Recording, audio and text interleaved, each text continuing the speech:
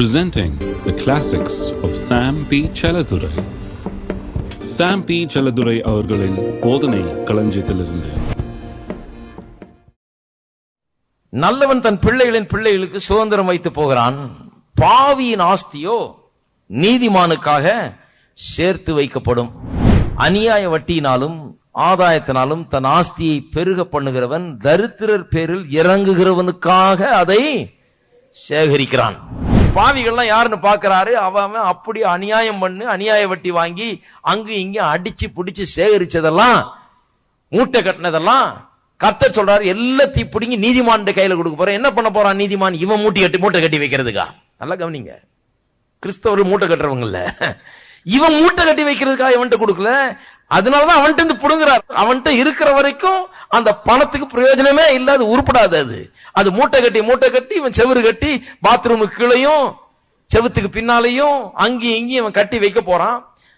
அதனாலதான் அவர் என்ன சொல்றாரு, அப்ப அவங்ககிட்ட இருந்து பிரயோஜனம் இல்லை, வேஸ்ட், இது நல்ல சேர்த்த, ரொம்ப தேங்க்ஸ் கொடுன்னு சொல்லி வாங்கிட்டு வந்து இதை எல்லாத்தையும் இந்த மூட்டையை பிரிச்சு இந்த பணத்தை சரியான விதத்தில் செலவழிக்கிறவன், தேவன் வைத்திருக்கிற நோக்கத்துக்காக செலவழிக்கிறவன். நோக்கம் நாம வாடகை கொடுத்து நாம சாப்பிட்டு நாம இருக்கிறோன்றது நோக்கம் கிடையாது. அது ஒரு சாதாரண காரியம். கர்த்தர் நம்முடைய தேவைகளை சந்திக்கிறது. நோக்கம் என்பது சுவிசேஷம் அறிவிக்கப்பட வேண்டும், உலகம் எங்கும் சுவிசேஷம் மயமாக்கப்பட வேண்டும். அந்த நோக்கத்துக்காக பணம் எவ்வளவு இருந்தாலும் அது தகும், எவ்வளவு பணம் செலவு செய்தாலும் செஞ்சுக்கிட்டே இருக்கலாம். அப்பேற்பட்ட காரியம்தான் சுவிசேஷ ஊழியம் என்பது. அதற்காக நாம் செய்யும்படியாக என்ன பண்றாரு, அவ்வளத்தை கொண்டாடுறாரு.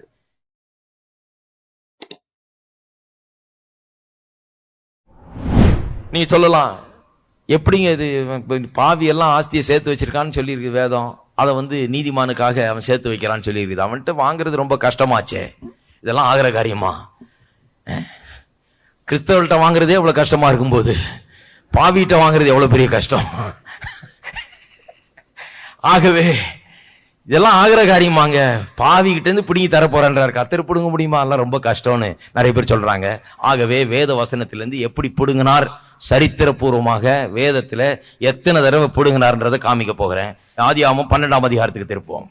ஆபிரகாம் எகிப்துக்கு போகிறான். தேவன் அவனை அழைத்த பிறகு, அவனை தெரிந்து கொண்ட பிறகு அவர் சொல்றாரு, நீ வா, என்னை பின்பற்று, உன்னை பெரிய ஜாதியாக்கி உன்னை ஆசீர்வதித்து உன்னை ஆசீர்வாதமா வைப்பேன்னு சொல்லுகிறாரு.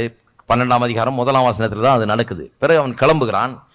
கிளம்பி போகும்போது அங்கே ஒரு கொடிய பஞ்சம் ஒன்று உண்டாகிறது. இப்பதான் தேவனை பின்பற்ற ஆரம்பிக்கிறான் பாருங்க. எடுத்தோன்னே பஞ்சம் வருது. கர்த்தர் தான் பஞ்சத்தை அனுப்பிச்சாருன்னு இல்லை. அவன் என்ன பண்றான், சரிட்டு எகிப்துக்கு போகிறான். எகிப்துல போய் அங்க ஆகாரம் இருக்குதுன்னு சொல்லி அங்க ஆகாரத்தை தேடி எகிப்துக்கு போறப்ப அங்க ஒரு பிரச்சனை பாருங்க. அந்த காலத்துல இவனுக்கு பாருங்க ஒரு நல்ல அழகான மனைவி. அந்த காலம் கொஞ்சம் வித்தியாசமான காலம். இந்த காலமும் கொஞ்சம் அப்படிதான் இருக்குன்னு நினைக்கிறேன். அவன் போனா அங்க பிரச்சனை என்னன்னா, அழகான மனைவி இருந்தா ராஜா பார்த்துட்டாருன்னா ராஜா இவனை கொன்று போட்டு மனைவியை தனக்கு சொந்தமாக்கிடுவார். இது ஒரு பெரிய பிரச்சனை. இவன் உயிர் போறதுக்கு இது இருக்குது. இவன் அப்பதான் வந்திருக்கான் பாருங்க. இவன் பெரிய ஒரு ஆவிக்குரியவன் சொல்ல முடியாது. கர்த்தர் அவனை தெரிந்து கொண்டிருக்காரு. இப்பதான் காரியங்கள்லாம் அவனுக்கு விளங்க ஆரம்பிக்குது. கர்த்தரோட நடக்கிறாங்க. இவன் பெரிய முதிர்ச்சி பெற்று பெரிய தைரியசாலின்னு ஒன்று சொல்ல முடியாது. அப்போதான் ஆரம்பிக்கிறான் வாழ்க்கையை.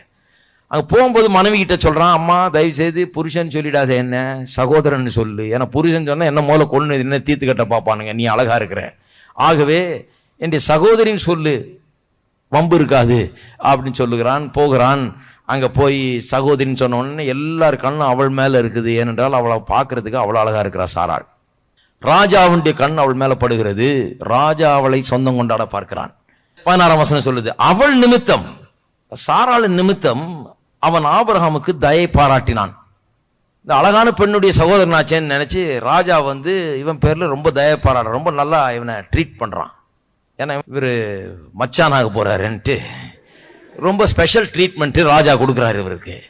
இவரை நல்லா வச்சுக்கணும், இவ்வளவு அழகான பெண்ணை நம்ம பக்கம் கொண்டு வந்திருக்கானவன் சொல்லிட்டு அவன் பேர்ல அவள் நிமித்தம் அவன் மிகுந்த தயை பாராட்டினான்னு சொன்னா ரொம்ப நல்லா அவனை ட்ரீட் பண்றாங்க அந்த ராஜா. அப்புறம் கவனிங்க, அவனுக்கு ஆடு மாடுகளும், இதுதான் நல்ல ட்ரீட்மெண்ட், ஆடு மாடுகளும் கழுதைகளும் வேலைக்காரரும் வேலைக்காரிகளும் கோழி கழுதைகளும் ஒட்டகங்களும் கிடைத்தது. எல்லாம் சொல்லுங்க, கிடைத்தது.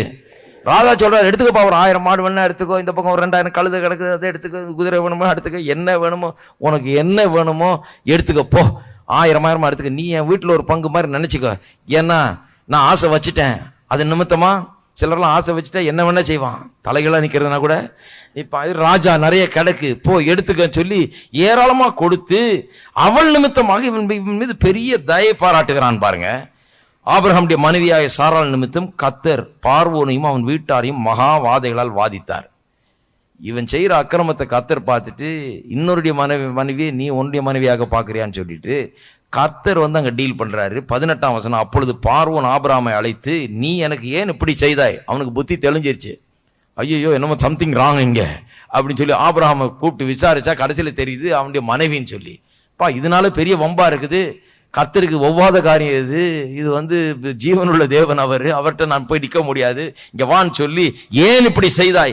இவள் உன் மனைவி என்று நீ எனக்கு அறிவியாமற் போனது என்ன? இவளை உன் சகோதரி என்று நீ சொல்ல வேண்டுவது என்ன? ஏன்பா சகோதரின்னு சொல்ற அப்படிங்கிறாரு. இவளை நான் எனக்கு மனைவியாக கொண்டிருப்பேனே, கொஞ்சம் போயிருந்தா மனைவி ஆகிட்டு இருப்பேன் நேரம். இப்படி ஒரு பெரிய தப்பை பண்ணிட்டியே, சகோதரின்னு சொல்லிட்டியே, மனைவி ஆக்கிட்டு இருப்பேனே இவளேன்னு சொல்லுகிறான். இதோ உன் மனைவி, இவளை அழைத்து கொண்டு போ என்று சொன்னான். நல்லா கவனிங்க, என்ன கொடுத்தான்? கழுதை, குதிரை, மாடு, ஆடு எல்லாம் கொடுத்தான். அழைச்சிட்டு போன்னு சொல்லும் போது 20ஆம் வசனம் கவனிங்க. பார்வோன் அவனை குறித்து தன் மனுஷருக்கு கட்டளை கொடுத்தான். அவர்கள் அவனையும் அவன் மனைவியும் அப்புறம் அவனுக்கு உண்டான எல்லாவற்றையும் அனுப்பி விட்டார்கள். ஒரு டொனேஷன் வாங்கின மாதிரி போய் வாங்கிட்டு வந்துட்டான் பாருங்க. போயிட்டு அப்படியே அக்கௌண்ட்ல இருந்து இவ்வளவு பணம் டிரான்ஸ்பர் ஆயிடுச்சாங்க. கர்த்தர் பார்த்தாரு, நீங்க ஆட்டம் போட்டுட்டு இருக்கிற நீ இருன்னு சொல்லி, என் நீதிமான ஒருத்தன் இருக்கான், என் ஆள் ஒருத்தன் இருக்கான், அவனுக்கு நிறைய தேவைப்படுது, அவனை நான் பெரிய ஆளாக்க போறேன், அவனை பெரிய ஜாதி ஆக்க போறேன், அவனை ஆசீர்வதிக்க போறேன், அவன் மூலமா கிறிஸ்து உலகத்துல தோன்ற போகிறாரு, உலகத்துக்கு ரட்சிப்பு உண்டாக போகிறது. ஆகவே அவன் ஓட்டாண்டியா இருக்க முடியாது, அவனை பெரிய ஆளாக்க போறேன் நான். அதனால அவன் உன் ஊருக்கு வந்து உன் ஆடு மாடுகள் எல்லாம் தள்ளிட்டு போறதுக்கு ஏற்பாடு பண்ண போறேன். பணத்தை உன் அக்கௌண்ட்ல இருந்து அவன் அக்கௌண்ட்டுக்கு டிரான்ஸ்பர் பண்றதுக்கு நான் வழி வச்சிருக்கேன். கொண்டு வந்து இவ்வளவு அழகா பாருங்க, ஓவர் நைட் எல்லாம் டிரான்ஸ்பர் ஆயிடுச்சு. இவ்வளவு ஆடு மாடுகளுக்கு கொடுத்தாச்சு. கொடுத்து தெய்வ பயம் அவனுக்குள்ள வந்து, ஐயோ அப்படி பண்ணிட்டமே, ஏதாவது சாபக்கேடு வந்து தொலைய போகுதுன்னு சொல்லிட்டு கொடுத்தது கூட திருப்பி கேட்காம அவனையும் அவளையும் அவனுக்கு உண்டான எல்லாவற்றையும் அனுப்பி விட்டார்கள். அப்புறம் தான் 13ஆம் அதிகாரத்தை வாசிக்கிறேன். இப்ப ஆபிரகாம் எப்படி இருக்கிறான்னு, எல்லாத்தையும் விட்டுட்டு ஊர்ல இருந்து கிளம்பினவன் இப்ப எப்படி ஆயிட்டான் பாருங்க. 13ஆம் அதிகாரத்துல அவனுடைய ஆசீர்வாதத்தை பற்றி சொல்லியிருக்கு. 1ஆம் வசனத்துல, ஆபிரகாமும் அவன் மனைவியும் அவனுக்கு உண்டான யாவும் அவனுடனே லோத்தும் எகிப்தை விட்டு தென் திசை வந்தார்கள். அங்கிருந்து கிளம்பி வர்றாங்க எகிப்தை விட்டு. அடுத்த வசனம், ஆபிரகாம் மிருக ஜீவன்களும் வெள்ளியும் பொன்னுமான ஆஸ்திகளை உடைய உள்ள போகும்போது ஒன்றும் இல்லாம போனான், வெளியே வரும்போது பெரிய சீமானா வர்றான். இருக்கீங்களா? நம்புறீங்களா? பாவியினுடைய ஆஸ்தியை நீதிமானுக்கு தேவன் பிடுங்கி தர்றாராம். ஏன்? இவனோட ஒரு உடன்படிக்கை பண்ணிட்டாரு. இவன் இந்த உலகத்துல பட்டினி கிடந்து சாகிறது இல்லைன்றது கர்த்தர் இன்சார்ஜ் எடுத்துட்டார், பொறுப்பு எடுத்துட்டாரு. இன்னும் விடமாட்டேன் நான், எங்க பஞ்சமா இருந்தாலும் இந்த பஞ்சத்தின் மத்தியில ராஜா வீட்டுல போய் இவ்வளத்தையும் தள்ளிட்டு வந்திருக்கான் இவன். பஞ்சம் இவனை கொல்லல, பஞ்சம் இவனை ஆசீர்வதிச்சிருக்குது. ஹலோ, அதனால பஞ்சம் வந்தோடனே பயந்துடாதீங்க. பஞ்சம் வந்தோடனே எங்கேயோ போக போறீங்க, அங்கே ஏதோ அற்புதம் நடக்க போகுதுன்னு அர்த்தம். பஞ்சம் உங்களுக்கு இல்ல, பஞ்சம் வந்து நமக்கு இல்ல. பஞ்சம் வந்த உடனே கர்த்தர் பெரிய அற்புதங்களை செய்யக்கூடிய ஒரு நேரமா இருக்கிறது. நாம் நினைக்கிறதுக்கு எதிர்பார்க்கிறதுக்கு மேலாக நம்முடைய கற்பனைக்கு எட்டாத விதத்திலே இப்படிப்பட்ட காரியங்கள்லாம் கர்த்தர் செய்ய போகிறாரு. இந்த பஞ்ச நேரத்தில் உங்களை செல்வந்தனாக்கும்படியாக தான் அவன் மூட்டை மூட்டையை கட்டி வச்சிருக்கிறான். பஞ்சம், ஊரெல்லாம் சாகிறார்கள் சாப்பாடு இல்லாம. இவன் இந்த பஞ்ச நேரத்தில் எகிப்தில் போயிட்டு பெரிய செல்வந்தனாக சீமானாய் வெளியே வருகிறான். அருமையானவர்களே, நான் சொல்லுகிறேன், இதே ஆபிரகாமின் தேவன் தான் நம்முடைய தேவன். ஆகவே தான் வேதம் சொல்லுது, ஆபிரகாமின் தேவனும் ஈசாக்கின் தேவனும் யாக்கோபின் தேவன் என்று. அவர் என்னுடைய தேவன், சாம் செல்லதுரையுடைய தேவன், உங்களுடைய தேவன். சாதாரண தேவன் அல்ல, அவர் நல்ல தேவன், எனக்காக கிரியை செய்து கொண்டிருக்கிற தேவன். பஞ்சத்தை அவர் எனக்காக அனுப்பல, பஞ்சத்தின் மத்தியில் எனக்கு அற்புதங்களை செய்கிற தேவன், பஞ்சத்தின் மத்தியில் என்னை செழிக்க பண்ணுகிற தேவன். அவருடைய நோக்கம் என்னை குறித்து அவ்வளவு பெரிதா இருக்கிறபடினால என்னை மடிய விட மாட்டார், என்னை சங்கரிக்க போக விட மாட்டார், என்னை ஒன்றுமில்லாமல் போக விட மாட்டார். என்னை ஆசீர்வாதங்களால் நிரப்புவதே அவருடைய நோக்கமாக இருக்கிறது. எல்லாம் விசுவாசிக்க ஆரம்பியுங்கள். பஞ்சத்தை விசுவாசிக்காதீங்க, பயத்தை நம்பிட்டு இருக்காதீங்க, திகிலையும் பயத்தை உள்ளத்தில் அனுமதியாதீர்கள். தைரியம் கொள்ளுங்கள். பஞ்சம் உங்களை கொல்லுவதில்லை. பஞ்சத்தின் மத்தியில் கர்த்தர் உங்களுக்கு பெரிய அற்புதத்தை செய்வார். இருக்கீங்களா? வாழ்க்கையில் பெரிய வெற்றிகளை அடைந்த அநேக பரிசுத்தவான்களை பாருங்க. அவங்க எல்லாம் பார்த்தீங்கன்னா ஒரு பெரிய அப்படி பஞ்சம் மாதிரி ஒன்று வந்து அது நடுவில் தான் பெரிய ஆள் ஆயிட்டாங்க. அதில் தான் அற்புதம் நடக்குது. நீங்கள் வாசித்து பாருங்கள், பயோகிராஃபி எல்லாம் வாசித்து பாருங்கள். இதுதான் பயோகிராஃபி சில நேரத்தில் வாசிக்கணும், சிலருடைய வாழ்க்கை சரிதமெல்லாம். அவங்க போதும் நான் இது அவ்வளோதான் முடிஞ்சதுன்னு நினைக்கிற நேரத்தில் பெரிய அற்புதம் நடக்குது, வாழ்க்கையின் திருப்பு முனை உண்டாகிறது. அதுக்கு பேர் பெரிய ஆட்கள் அவர்கள் மாறுகிறார்கள்.